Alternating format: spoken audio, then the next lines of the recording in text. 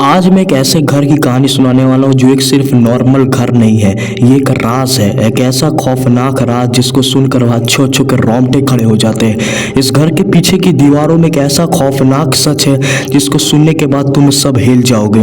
तो बिना time waste करे इस कहानी की शुरुआत करते हैं, क्योंकि जहाँ पे हॉरर है, मिस्ट्री है, वहाँ पे दी नाइट टेरर है।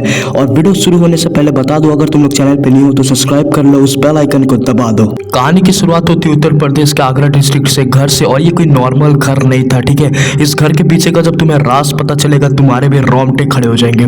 तो इस घर पे एक छोटा सा परिवार रहता था, और उस परिवार की लाइफ में काफी सब मतलब ठीक ठाक ही था। लेकिन एक दिन ना सब कुछ बदल गया। वो परिवार ने नया नया घर लिया था। एक्चुअली उन्होंने उस घर को नया नया खरीदा था, और जब उन्होंने उस घर को खरीदा तब काफ़ी सब बढ़िया ही था, मतलब 1 से 2 दिन काफ़ी बढ़िया था। लेकिन उस घर पे ना मतलब उनको कुछ अजीब सी वाइब्स आ रही थी, कुछ अजीब सी मतलब ऐसी वाइब्स जो आना नहीं चाहिए, काफ़ी नेगेटिव वाइब्स। और घर के मालिक ने भी कुछ बोला नहीं था इस घर के बारे में, तो उन्होंने इस बात को इग्नोर किया। स्टार्टिंग में उनको लगा कि चलो यार नया नया घर है, ये सब तो होता ही रहता है, हमें इसकी आदत पड़ जाएगी और ज़्यादा कुछ नहीं है और बाकी सब ठीक हो ही जाएगा। लेकिन वो लोग नहीं जानते थे, वो लोग सबसे ज़्यादा बड़ी गलती कर बैठे हैं। और ये चीज़ धीरे धीरे और भी ज़्यादा बढ़ने लगा। जैसे कि एक दिन उनकी बेटी अपने कमरे में सो रही थी और उनके दरवाजे में कोई नॉक किया रात के 1 बजे। और जब उसकी बेटी ने दरवाज़ा खोला तो उसने देखा कोई भी नहीं था, जो लिटरली काफ़ी ज़्यादा शॉकिंग चीज़ थी। और जब वो सुबह उठकर अपने वो मम्मी पापा से पूछी कि आपने कल रात में मेरा दरवाज़ा नॉक किया, तो उसके मम्मी पापा ने इनकार कर दिया। उन्होंने कहा नहीं, हम क्यों करेंगे। अब ये सुनने के बाद ना वो थोड़ी डर गई। उसको लगा कि भाई इस घर पे कुछ तो ऐसा है जिसे होना नहीं चाहिए, लेकिन फिर भी वो इग्नोर करे जा रही। लेकिन अगले दिन कुछ ऐसा हुआ जो उसने कभी अपने सपने में भी नहीं सोचा होगा। वो नॉर्मल सीढ़ी से उतर रही थी, अचानक वो बहुत ही जोर से नीचे गिर गई, जिससे उसका सर फट गया। और जब ये चीज़ उससे पूछा गया तो ये क्या हुआ, कैसे हुआ, तो उसने बताया कि मेरे को किसी ने धक्का दे दिया सीढ़ी से, और वो किसने दिया, क्यों दिया, किसी को पता नहीं चला। अब उस पूरे घर वालों को धीरे धीरे समझ आ रहा था कि इस घर पे कुछ ना कुछ ऐसी शक्ति है जिसे होना नहीं चाहिए और हमें इसे छुटकारा पाना है। लेकिन जब तक उन्होंने ये चीज़ सोचा तब तक बहुत ज़्यादा देर हो चुकी थी। अब ये चीज़ ऐसा मैं क्यों बोल रहा हूँ, इसलिए क्योंकि ये चीज़ और भी ज़्यादा बढ़ गई।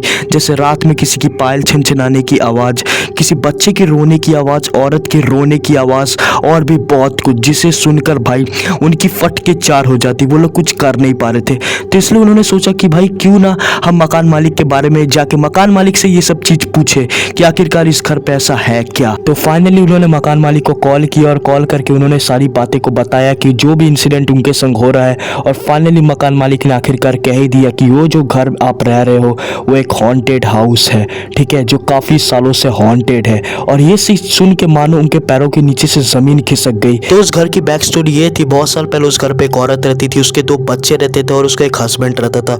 तो दोनों में रिलेशन कुछ खास अच्छा था नहीं, मतलब वो लोग में आपस में लड़ाई झगड़े होते रहते थे।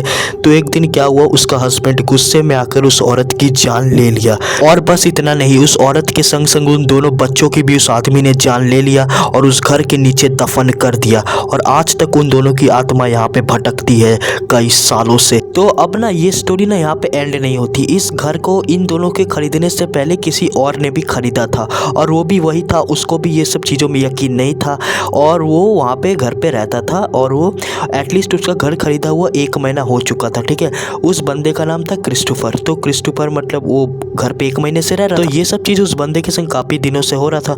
तभी वो बंदा घर छोड़ने के लिए राजी था ही नहीं, ठीक है।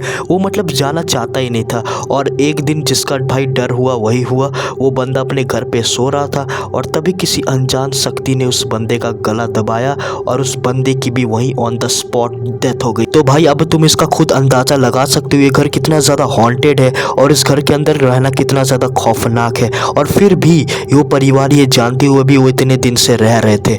और जब ये चीज़ उस परिवार को रियलाइज़ हुआ ना भाई, वो एकदम सन्नाटे में चले गए। लिटरली उनके पास बोलने के लिए कोई शब्द नहीं था। उनको कुछ समझ नहीं आ रहा था आखिरकार हम लोग करें तो करें क्या। भाई ये सुनने के बाद ना उन परिवार वालों ने बिना टाइम वेस्ट करे भाई अपना सामान वामान पैक किया, बोरिया बिस्तर बांधा और वहाँ से निकल गए। जो एक अच्छी बात थी, क्योंकि अगर वो घर पे और कुछ दिन रहते तो और भी ज़्यादा खतरा हो सकता था। तो भाई आज की हमारी ये हॉरर स्टोरी यहीं पे एंड होती है और वो घर आज भी एग्जिस्ट करता है, ठीक है।